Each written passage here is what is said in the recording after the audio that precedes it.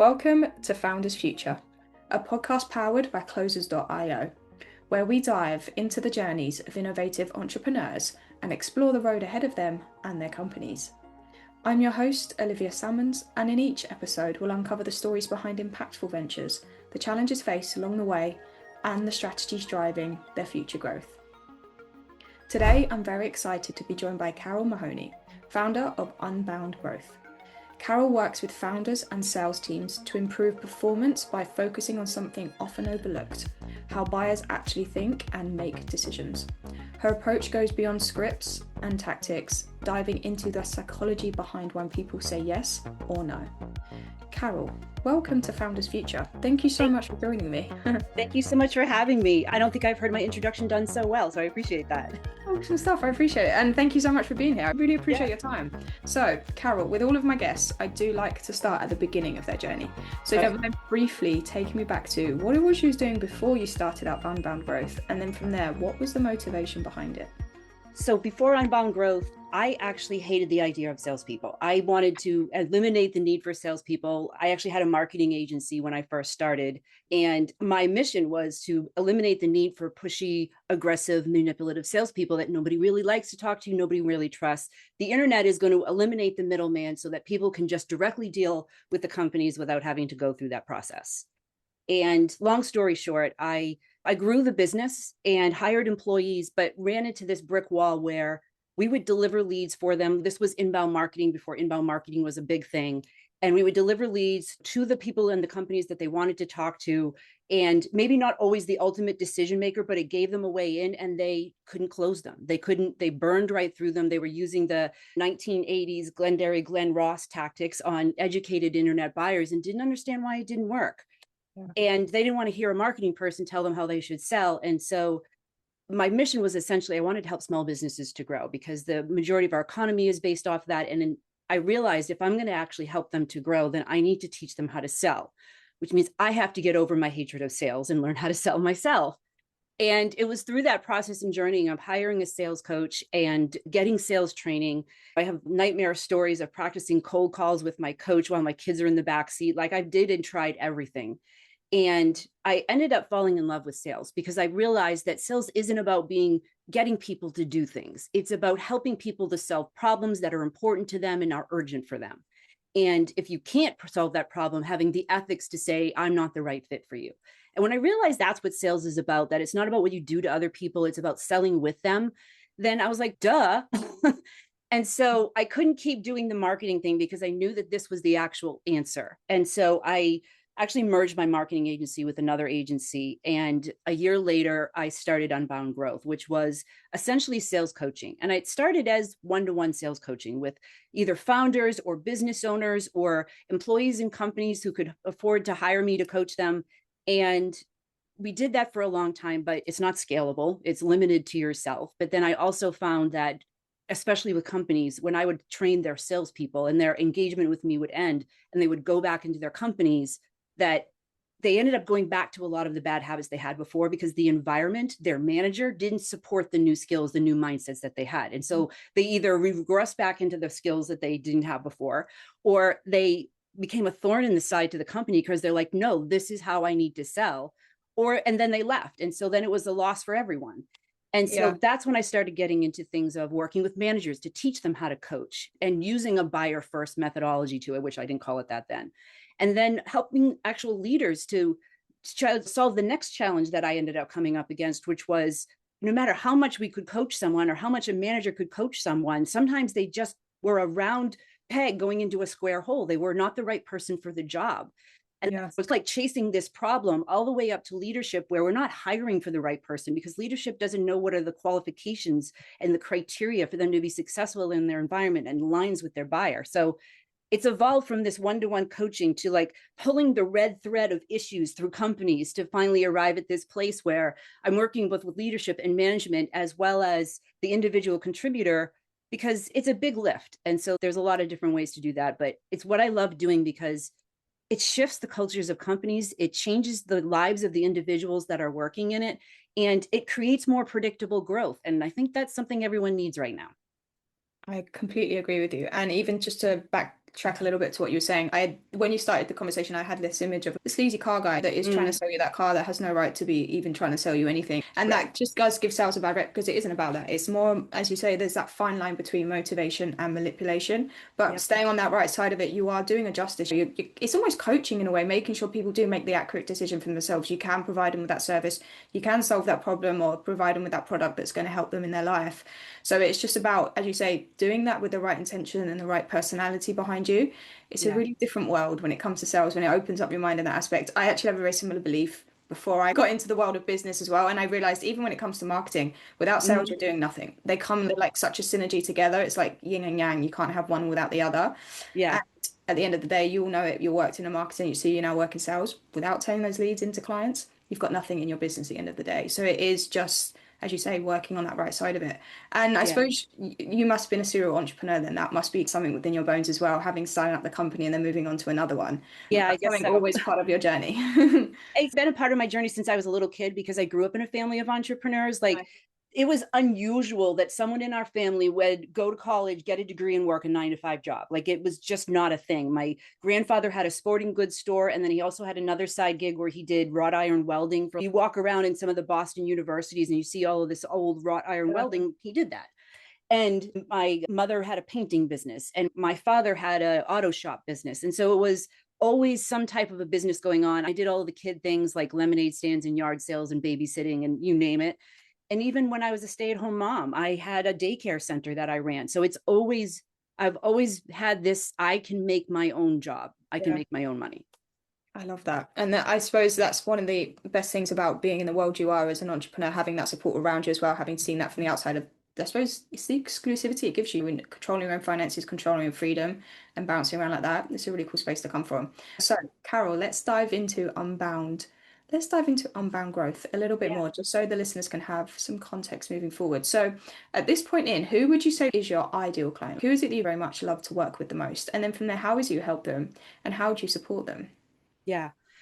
My favorite people to work with are CEOs who have an open mind and are data driven in their decisions, that they're not just going to follow the same old playbook as before, that they recognize that change is coming and that they have to make those decisions in order how they're going to accommodate that change. Yeah. I love working with those because they can have such an incredible impact. There's one of my clients that I work with, and I'm going to give her a shout out, Regina Manfredi, who's one of the best leaders I've ever worked with, because what we do is we do an analysis of their team to identify where are the actual issues that you have in your team, but then what is the cause of those issues. The way we think about sales is how we behave in sales becomes the results that we get. So what are the beliefs and the mindsets that your team and your managers and leadership have that are causing the issues that you're seeing in delays of deals and discounting and not filling up the top of the pipeline?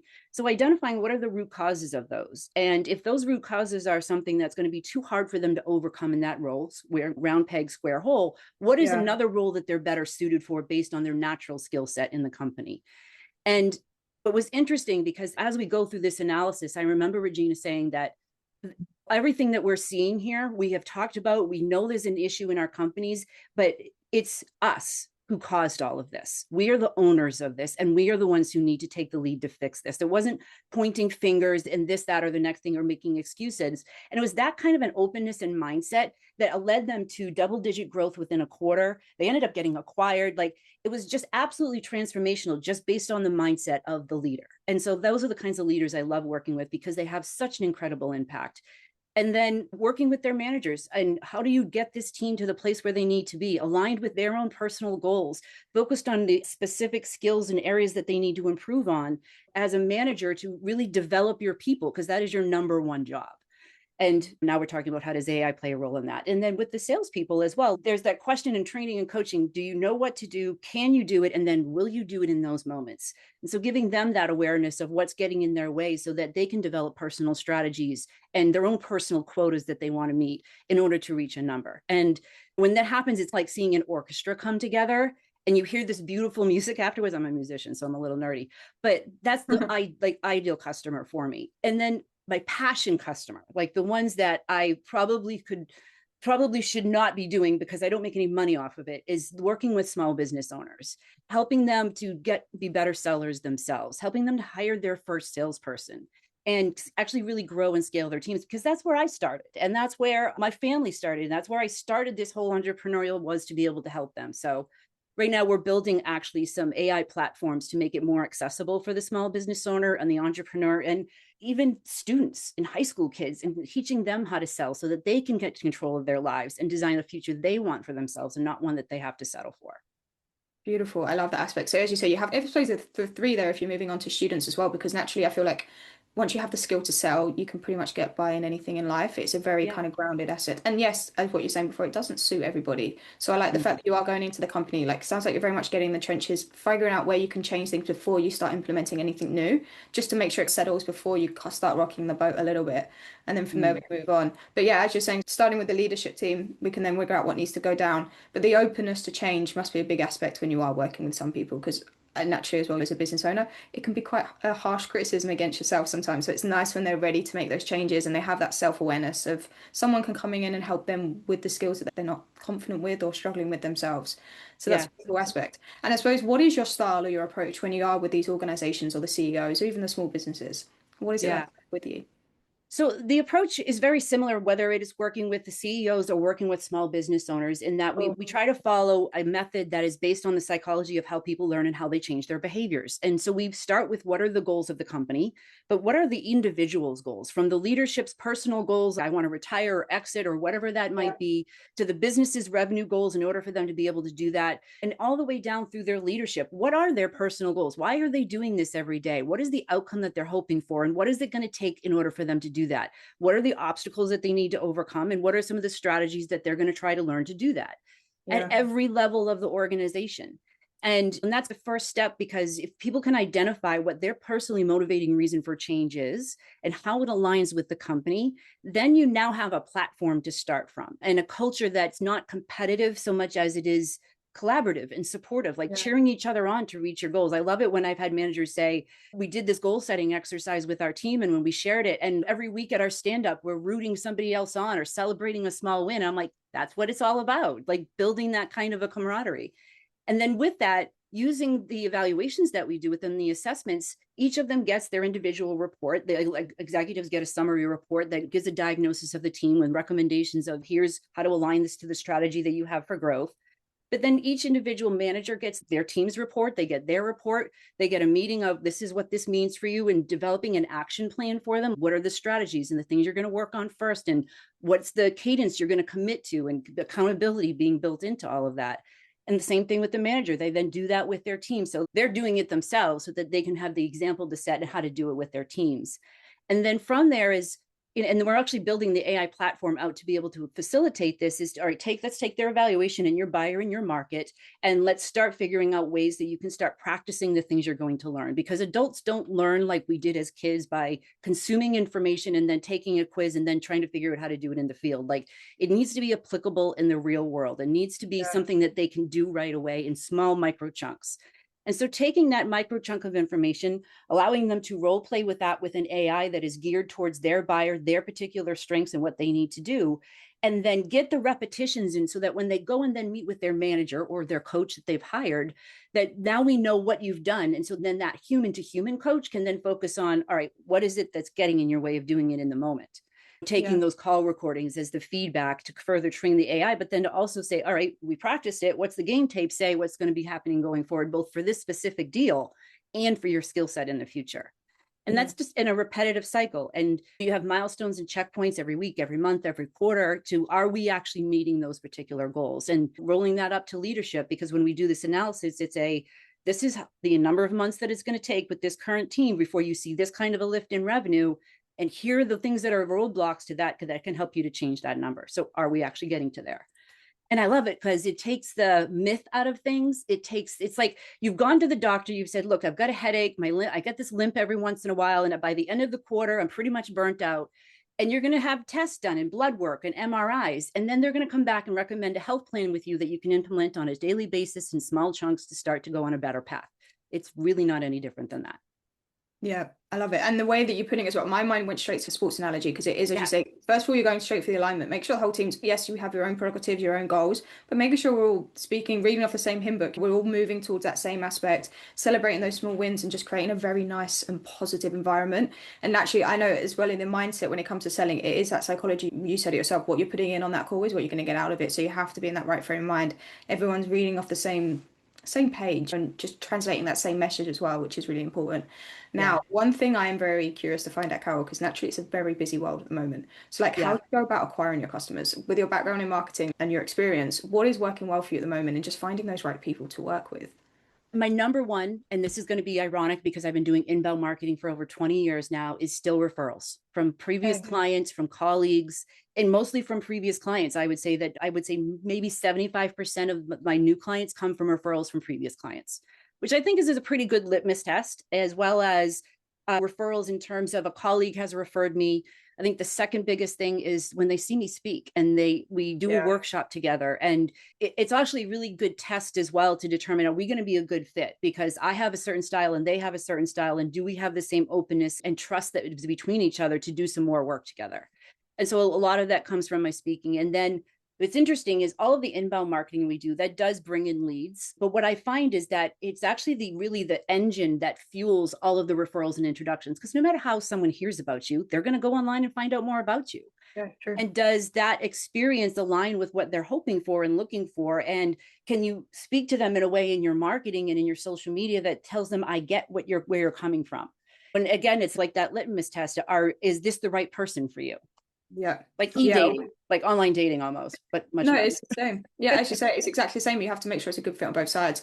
And referrals are a great asset to have. I don't and make many founders can't build a great referral system. So it's so nice. And it just shows kudos to the work you are doing with your current clients and previous clients and just building on top of that. And then actually speaking, being in the right rooms, as you say, people will resonate with you. They'll get an idea of what it's actually like to work with you in real time. Hopefully get even the vibrations from your voice is so important sometimes just for that trust level coming into things. And when it does come to online, is there a new platform you utilize the most, or do you run any form of advertisements just to maybe help with that consistency that you need with your lead flow?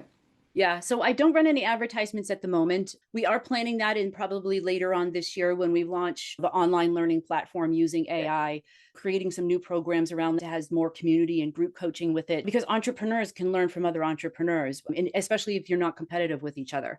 And so we're creating that's probably going to have a component of advertising to it and more inbound marketing push for that.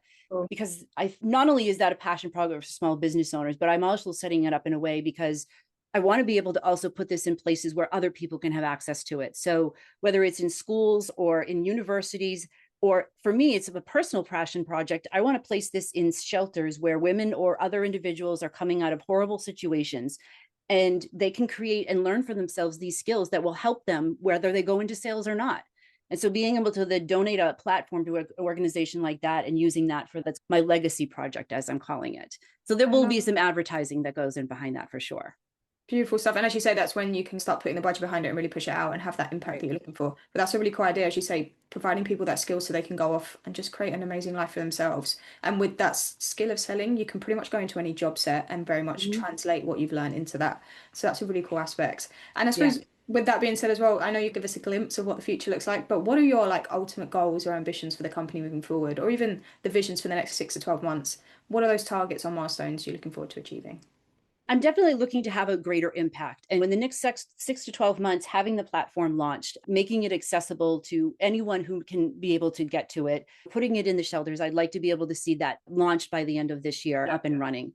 And then with the Unbound Growth, it's going to be incorporated into how we work with all of our clients. And so being able to expand, we're looking to hire more employees. Mhm. But I'm looking at it from the standpoint of I'm going to create AI employees and then hire actual employees to manage those particular things.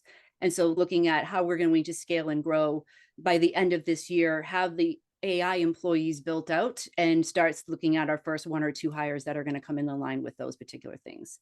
Ultimately, getting to the place in growth where my husband retires in a couple of years. So I'm looking to either sell the business or exit the business in like the next 10 to 15 years. And so we're setting up the books for that, the financing for that, doing all of the legal stuff for it, because I think for me, I want this to be something that lives on even when I'm not around anymore, because I think it can have that much of an impact. Beautiful. As you just said, that legacy piece is what we're there for. So it's really nice you are. I like the fact that you're utilizing AI in more of a human way as well. As you say, getting them to do maybe the front end or that grunt work, and then you've got somebody that's actually controlling that AI team. It's a really cool aspect. I don't think it's quite at that point, or if ever will be at that point, to replace everybody. So I No. like integrating the two in. It's a really cool, smooth process to scaling as well. Obviously, keeping it streamlined on your end.